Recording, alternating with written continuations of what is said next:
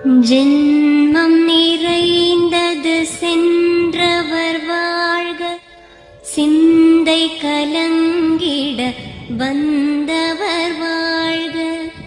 நீரில் மிதந்திடும் கண்களும் காய்க, நிம்மதி நிம்மதி யோவிடம் சூழ்க.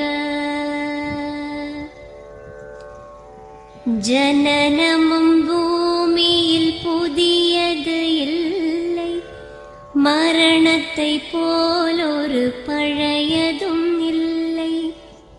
இரண்டும் இல்லாவிடில் இயற்கையும் இல்லை, இயற்கையின் ஆணைதான் ஞானத்தின் எல்லை.